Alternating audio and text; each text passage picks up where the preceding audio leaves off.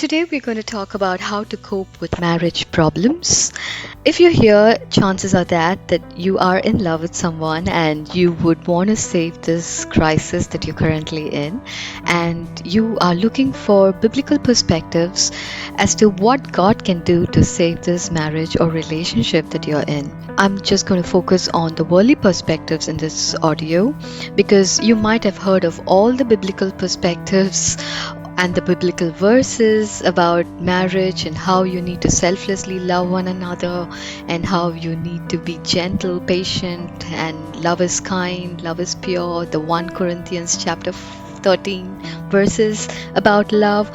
So I'm going to save those time of preaching and I'm just going to get right into what the worldly perspectives that I have observed in successful marriages that you can use to save the crisis of your marriage. If you're living in with your partner or if you're married, there are two things.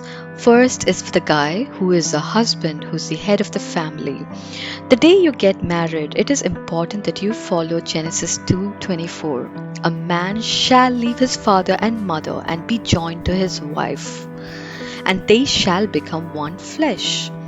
So if you're still being married and being connected with your parents in a way where they are your priority and your wife is not, or if your wife is just second to your friends and the world out there, then be sure there is no way that you can save this wedding. From the day you get married, it's your wife and children that have to take the front seat. I have seen many men during the first 5 years of wedding making this transition very slow, and as a consequence of it, they end up losing their spouse.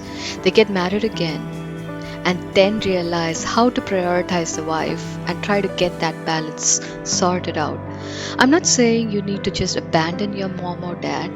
You need to love them. They gave birth to you and they are your first love, and you need to help them in their old ripe years.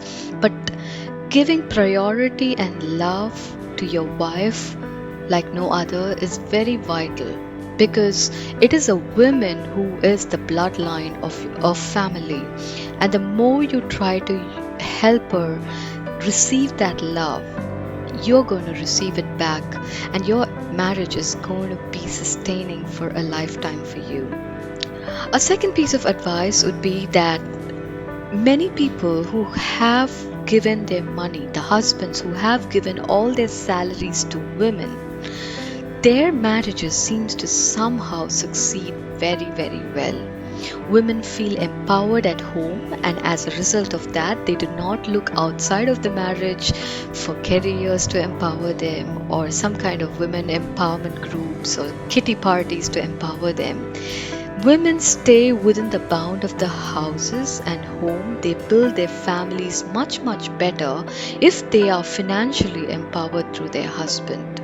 They view their husband as kings of the house. They view their children as somebody who they are fully responsible for nurturing and bringing them up. Marriage is not just about having a friendly bond, making love, and just having good times. It is also sticking through their bad times. And for that to happen, the bond has to be very strong. And it's just not an emotional one, it should be a financial one too. Many marriages that I have observed being successful have their partners, like the husband giving all his salary or all his earnings to the wife, and wife runs the family and the household. I have somehow seen these marriages very successful and not having issues. They are united like one flesh, like the way Bible talks about, in one spirit and in one flesh. When you empower the women within your house, she would not look for outside empowerment. She would not try to seek her identity through a career or some kind of a women empowerment program that is happening near your county, or she wouldn't look for any other ways to be empowered because she feels empowered by you. So try to at least give about 50% of your earnings for the next 3 months or 6 months and see the changes that you have with the relationship or the marriage, and how the women are changing themselves to be being a Proverbs 31 woman, trying to honor their husbands and nurturing their children and cooking good food. So you would see the transition happening when you give that financial empowerment. Now, for the women, eating out is the only thing that can ruin your marriage. If you have a cook or if you are somebody who's eating out a lot, try to tweak that out a bit. A best way to get to a man's heart is through his stomach, and that remains to be the same secret even after many years and ages. Try to make your kitchen your place. You're the queen of your kitchen. The more you cook and serve your family, even your kids, the more bond that you they would have towards you. So try to cook as much in your house and try to avoid eating out.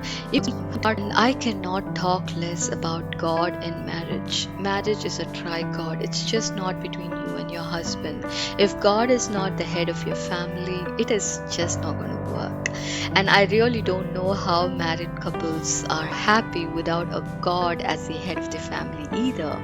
I, as a lady, I have been through rough parts of marriage as well, but when I took that decision as an individual, as a woman in God, to just pray and get my identity back in the Lord, I'm able to pull my cords together. I see that all these issues that I had with my husband is kind of changing for good, and it is falling in line in a way that is intended by the Bible and by God.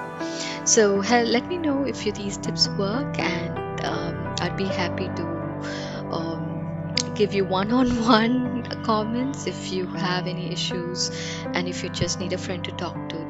I'll meet you on my next podcast, and I have a lot of interesting things lined up. It's going to be about mindfulness, meditation, and what the Bible talks about, how you can cope with depression and anxiety. So please do watch out for this space. Until then, take care of yourself. Bye bye.